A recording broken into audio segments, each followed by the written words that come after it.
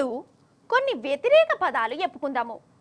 రాత్రికి వ్యతిరేకము పగలు, చిన్నోడుకు వ్యతిరేకము పెద్దోడు, పొట్టికి వ్యతిరేకము పొడుగు, అబద్ధానికి వ్యతిరేకము నిజం.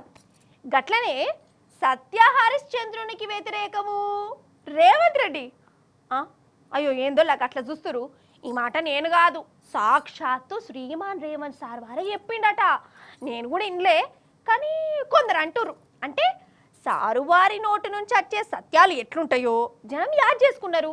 నేను మీకు యాద్ చెప్పియాలట. ముందుగాల రేవంత్ సార్ వారి నోటి నుంచి జాలువారిన సత్యాలు మలికింది. అటు వెనుక మనం చెప్పుకుందాం. రేవంత్ అన్నా ఇక అందుకోవే. రేవంత్ అన్నా నీ మనసులున్న వేదాంతం చెప్పన్నా జరా. ఏంటంటే బాగా నమ్మిస్తే మోసం చేయడం అల్కగా అవుతుంది. నమ్మకం అనేది లేకుంటే మోసం అనేదే ఉండదు. నువ్వు ఎప్పుడైతే నమ్ముతావో నమ్మకాన్ని నీడలాగానే మోసము దాని ఎంబడే ఉంటుంది. ఆ నమ్మకం కలిగించడానికి ఎక్కువ ఎవరైనా ప్రయత్నం చేస్తే ఒక్కటికి 2 సార్లు మనము కొంచెం జాగ్రత్తగా చూడాలి.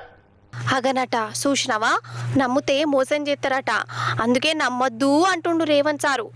మరి ఎవరి గురించి అంటుండు కావచ్చు. జనం పోయిన ఎలక్షన్లల్లో ఎవరిని నమ్మిర్రు, ఎవరిని నమ్మి మోసపోయిర్రు. మీరు 6 గ్యారెంటీలు అమలు చేస్తారని నమ్మిర్రు సార్ జనాలు, కానీ గద్దెనెక్కినాక ఆ గ్యారెంటీలనే మర్చిపోయారు సార్. అంటే మోసపోయింది జనాలే కదా సార్, మోసం చేసింది ఎవరు సార్?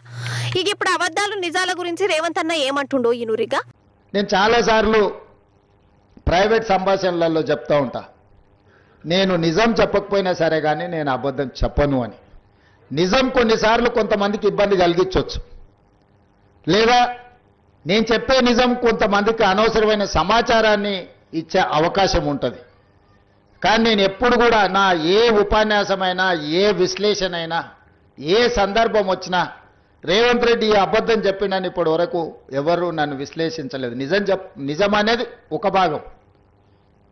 నేను రాజకీయాలకు వచ్చినప్పుడు నేను స్పష్టంగా నిర్ణయించుకున్నా, అబద్ధాల ప్రాతిపదిక మీదన, అబద్ధాల పునాదుల మీద మన రాజకీయ భవిష్యత్తును నిర్మించుకుంటే అది ఏదో ఒక రోజు కూలుతుంది. అబద్ధాలు అనేటివి ఎల్లకాలం నడవవు. దిగిపోయిన నాయకుడు మాత్రం చెప్పేవన్నీ అబద్ధాలే, నిజాలుగా భ్రమలు కల్పించేంత గొప్పగా అబద్ధాలని చెప్పగలిగిన నాయకుడు. అదనట సారు నిజాన్ని దాచి పెడతాడట, అబద్ధాన్ని చెప్పాడట. అతడు సినిమా డైలాగ్ లెక్కనే ఉన్నది, కానీ సార్ చెప్పింది కూడా వాస్తవమే. నిజాలు దాచి పెడతాడు, మన ఆమ్దాని ఎంతనో దాచి పెడతాడు, చంద్రబాబు సార్తోని ఎందుకు చేతులు కలిపినమో దాచి పెడతాడు, మన నీళ్లు పక్క రాష్ట్రానికి ఇచ్చే ముచ్చట కూడా దాచి పెడతాడు, ఢిల్లీ పెద్దలను ఎందుకు గలుతుండో దాచి పెడతాడు. ఇట్లా నేను కాదనేది, మళ్ళా నా మీద గరంగా గల్లా సారు స్పీచ్ అనేది అందుకు వచ్చిన వాళ్ళల్లా అక్కడ వాళ్ళు అనుకున్నారు.